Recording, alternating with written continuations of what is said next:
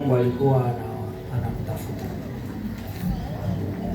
na yeye ni Frere Christian, tutakuwa tunampokea naye atakuja kumshuhudia Bwana. Karibu shangilia kwa ajili ya mtumishi wa Bwana.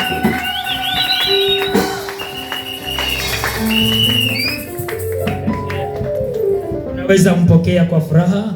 Amina. Karibu.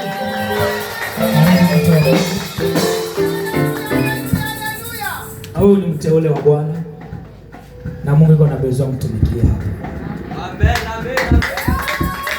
Fikiria kama kuanzia leo hata toka tena. Amina. Kwa sababu Mungu alishamfikisha. Merci beaucoup. Bwana Yesu asifiwe. Amen. Bwana Yesu ainuliwe. Hapa niko kukanisa wanaita Church on the Rock World Mission. Church on the Rock World Mission. Yes, John nilisoma pale. Ndio. Lakini singelikosa kumshukuru Mungu kwa siku ya leo. Juu nimeona vitu vya tofauti. Na kitu kenye gizi apotre anasema, nilikuwa naomba Mungu kunipatia nafasi ambapo ndakutana Mungu anaogopewa, na kanisa ziko mingi zilisha yala hapa, na nilikuwa nimeikala nyumbani.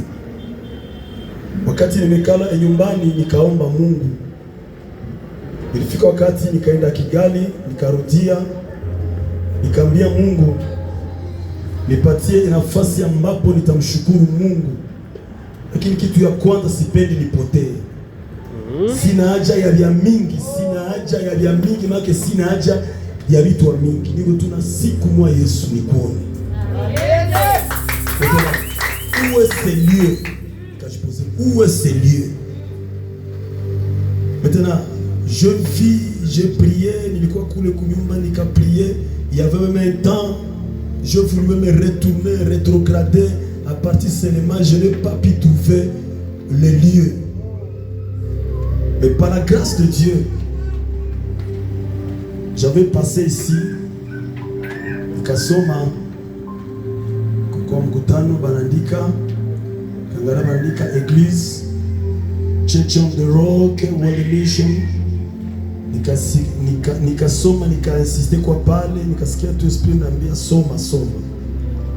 Bon, nilipasoma nikaenda roho ikapigana. Nikafika nyumbani nikasema ndaangalia msemaine, c'était maintenant hier, nikuye hapa nione kama ndapata mtu. Par la grâce de Dieu, la vérité, les élus ne peuvent jamais être égarés. Jamais. Parce que le Seigneur nous a prédestinés avant que la fondation de ce monde ne soit créée. Amen. Et c'est ce que moi je crois. Amen. Je vis l'homme de Dieu Barbie. Oh.